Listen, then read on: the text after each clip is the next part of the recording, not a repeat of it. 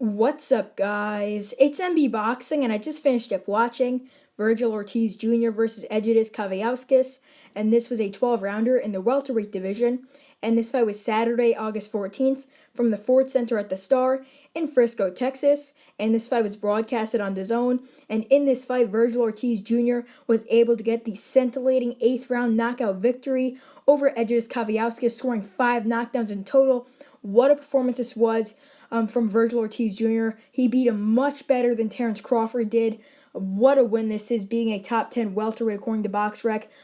Just to break down the fight, I give the first round to Vergil Ortiz. Then the second round, Vergil Ortiz Jr. did get wobbled by Egidijus Kavaliauskas, but so did Crawford in their fight. He actually got dropped. The referee didn't call it a knockdown. But here, Ortiz Jr. got wobbled, and he was trying to fight back, and that's the problem if he does get wobbled by a top guy in the welterweight division, specifically like a Terrence Crawford, a Manny Pacquiao, or a Sean Porter, or an Errol Spence. If he gets wobbled, he can't really fight back against those guys. Those guys are really, really good finishers. But here, he fought back when he got hurt, and he actually was able to hurt Kavaliauskas to the body a bit when he was hurt from that beautiful overhand that Kavaliauskas did land. And then in the third round, after a seemingly Kavaliauskas round, in the last 10 seconds, I believe it was, Vergil Ortiz Jr. did drop Kavaliauskas with a beautiful, perfectly placed left hook to the chin, sent him down, he got right back up.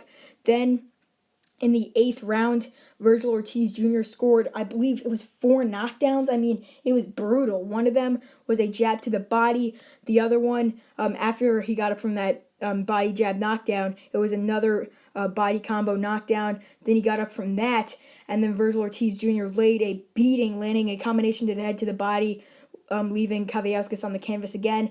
Then in the last, literally 10 or 5 seconds of the round, Vergil Ortiz Jr. came out of there throwing big combinations, and then one beautiful right hand that did set him down in that combination, which led to referee Lawrence Cole stopping the fight. What a performance, as I mentioned before, by Vergil Ortiz Jr. He did stop Egidijus Kavaliauskas earlier than Terrence Crawford did. This is definitely the best victory of his career. And what is next for him? I would love to see him face the winner of Terrence Crawford versus Sean Porter, hopefully, if that happens. If not, I can't really say any other opponent that he could face, because Egidijus Kavaliauskas was another welterweight that it was highly ranked by the WBO, so I would really want to see him either face Crawford or Porter next. But what is next for Egidijus Kavaliauskas? He's still a great fighter. He put up a valiant effort.